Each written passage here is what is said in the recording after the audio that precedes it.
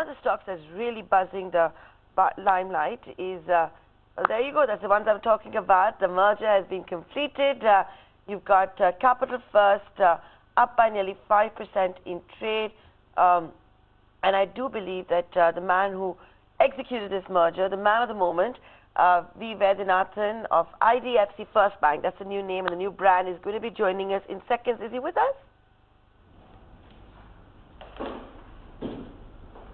Yes, I'm there with you.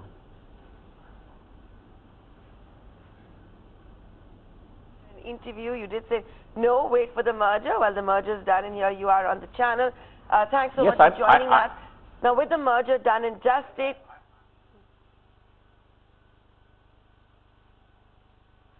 so the merger completed, IDFC First Bank will now offer, I'm assuming, a wide array of retail and wholesale banking products. What's the strategy to grow in the sector to be a market leader?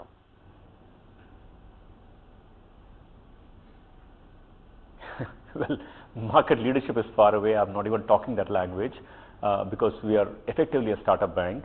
But I can say that the customer proposition becomes much wider because as Capital First was specializing in lending and lending alone, I think the product suite becomes larger. IDFC Bank also has built fantastic technologies and built a branch network of 200 branches. I think they are also in a good place. So I think together, when you put together, to the same customer, we'll be able to offer, overdraft solutions, credit cards, personal loans, bank accounts, savings, current accounts. Our proposition can be more complete, and therefore we can have, we can hope to get be of much better service to the customer. So Vaidyanathan, you said that you are practically a startup bank. So startups, as we have seen, love funding. They go out to get funding for the next wave of growth. Is that something we can expect at IDFC First? Is that something which is on the cards? How is this part going to carry out, and especially to get the synergy benefits in?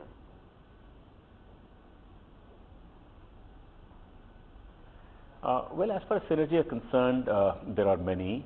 Number one, of course, as like I said, when we sell more products, our operating leverage becomes much better.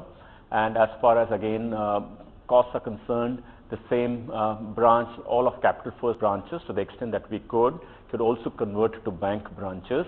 Others will become banking outlets, and that's close to about 75 branches of Capital First, which will also partially, many of them will convert to bank. So in that sense, with the same infrastructure, we can afford to get a lot more. So there are many synergies expected from the merger process. But most of all, I think the extent of energy and drive that we will see in employees today will be much better because they just get a little more excited and energy from the whole process.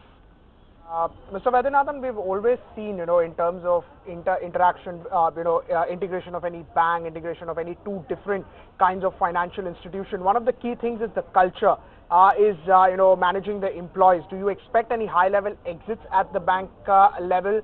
How do you, plan to overcome this challenge, integration of culture between the two different institutions?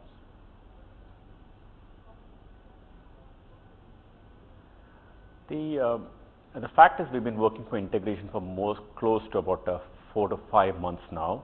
Ever since we got the first whiff of approvals, and it was pretty clear that the merger is certainly happening, we've been working on that.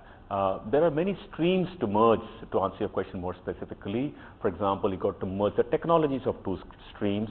You got to merge the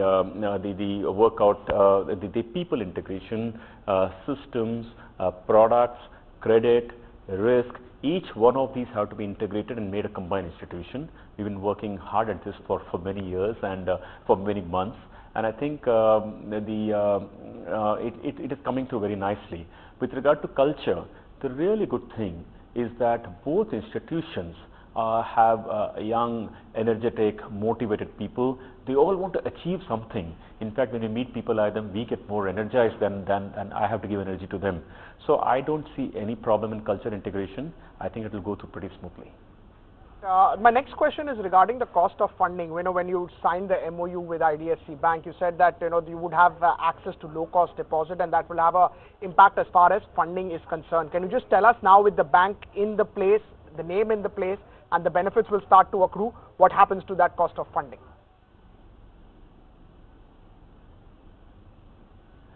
The cost of funding for Capital First used to be close to about 8 to 8.5% about a year ago, when interest rates were very benign, and of late close to about 9% on the incremental money. At IDFC Bank, the funding cost, as you can see from the annual published reports, is 7.3%. So in a do-nothing scenario, simply replacing Capital First borrowings with IDFC Bank borrowing on the liability side alone will give us a benefit of close to about 100 basis points. Again, on the lending side, the rates of yield of Capital First loans are much higher, maybe 300 to 400 basis points higher than what the loans in the bank were booked. So when we put the pieces together, the liability side benefits will come from IDFC Bank, asset side benefits will come from Capital First, and together net interest margin, which is just now about 1.7%, we believe will steadily move up towards the 4% plus mark in the times to come, just by integrating and growing the retail book.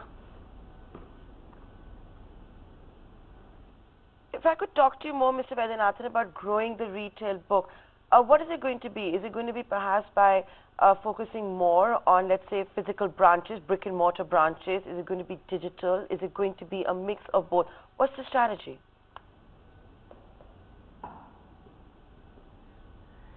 Well, in today's world, I wish someone could be as straight as that.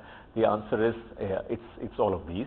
But to more specifically, we have close to about 200 branches today, and we think that we can add close to another 500 branches over the next 5 years, and that will give us a nice large footprint across the country.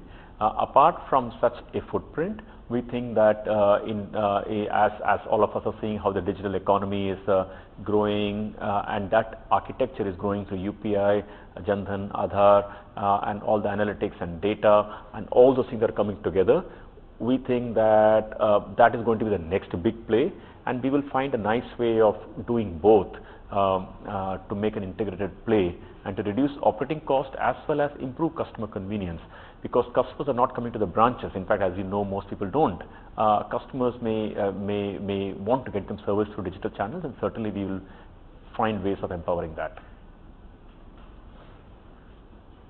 Now, one of the big challenges that a lot of the banks have been facing is just attracting deposits. Do you foresee that as a challenge at all?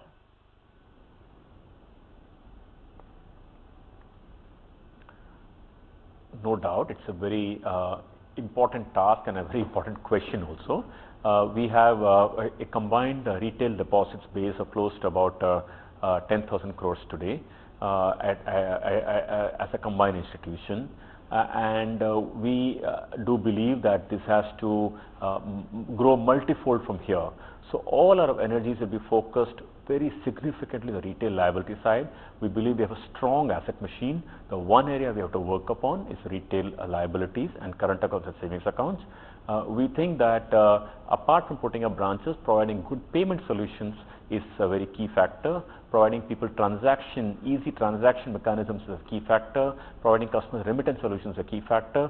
So when you provide a good proposition and a branch network, and how are people reach out to the customers, I think all pieces put together, this will definitely come. When we wake up many years from now, I will have no doubt that I would have surprised you on the upside on raising deposits. Right, Mr. Vaidyanathan, as you just said that you of course have a strategy to go ahead and take the deposits higher. But recently, or in the last 2-3 years, we've seen that some of the banks are offering high rates on savings deposit. However, it's not worked pretty well. Is that one strategy that you would be looking at, giving higher deposit rates, or as you said, that payment solution is probably the key?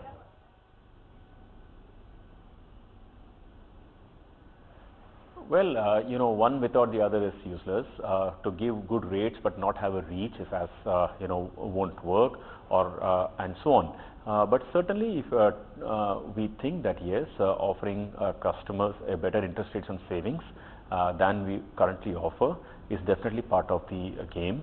We are still figuring out how this will work and what the implications for us are. But our key theme for the organization is, I don't know if you read the new tagline today in the press, we got front page ads, is putting customers first. This is our core theme and we're designing everything around it. Our tagline is IDFC First Bank, you first. So when we think about in that light, people having saving balance in this country, I think we will, when you put them you first, I believe we will offer them better interest rates, but the details will unfold very soon. Right. A word to wind up. Over the next 4-5 years, where do you see this institution? Do you look at double-digit ROEs pretty soon? What are some of the targets that you have when you start this integration today?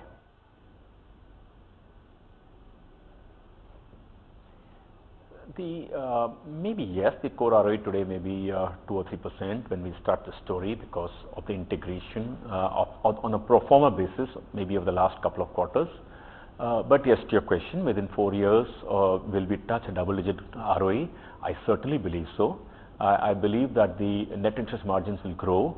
I believe that will straight pass through the P&L. We believe that despite making investments, the core returns of the organization will continue to grow. But more than that, you will physically out there, you will see the buzz, you will see more branches, you will see more touch points, you will see more deposits. You will just see the buzz in the days to come, or probably years to come. Okay, so we're going to see the buzz in the days to come, attractive deposits. Mr. Vaidyanathan, this is the final question from me. At the start of the interview, you did say you're like a startup bank. I was trying to ask you this question earlier as well. Startups love funding. Are you looking at any kind of investments? Is that going to be needed for the kind of buzz you want to create, whether it's the new branches, the attractive deposits, or even the mega marketing initiatives that you may need to unleash?